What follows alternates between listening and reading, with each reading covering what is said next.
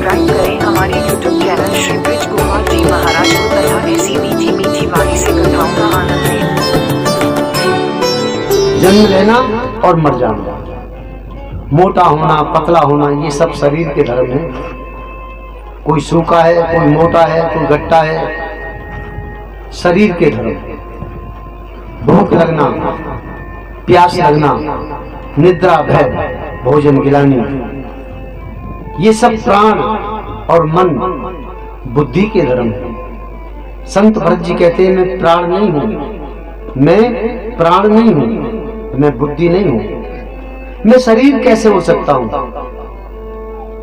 मैं तो एक चिन्मयी आत्मा हूं। आत्मा न आत्मा मरती है न जलती है। आत्मा तो अजर अमर होती है। तुम मेरा कुछ भी नहीं कर सकते, तुम मेरा कुछ नहीं बिगाड़ सकते।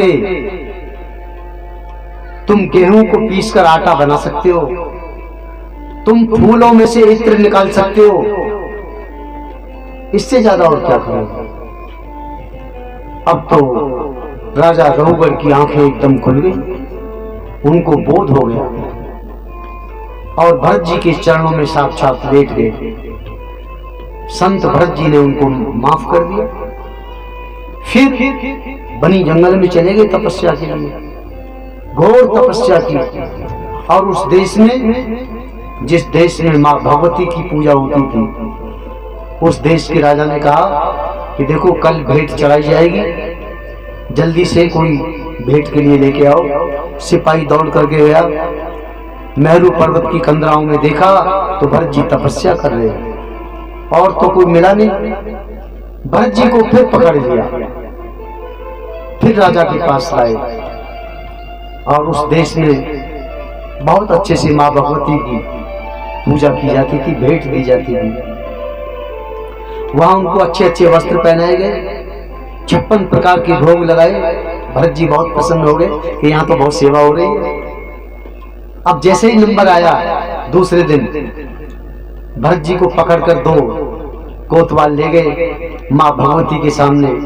जैसे ही तलवार को निकाल लिया, जैसे ही 1 2 3 कहा तो साक्षात देवी प्रकट हो गई। बोल सच्चे दरबार की जय। कमाल है, मेरे भक्त को ही लेके आए हो, यही मिला। अब तो सब लोग भरत जी के चरणों में गिर गए। यहां से जाकर के फिर तपस्या करी है और तपस्या करने के बाद वैकुंठ को प्राप्त हो गए। बोलिए भक्तवत्सल भगवान की जय हो, श्री बाल कृष्ण लाल की जय हो। जय जय श्री राधे, जय जय श्री राधे। किनार को तज न भूल जाना जिंदगानी में,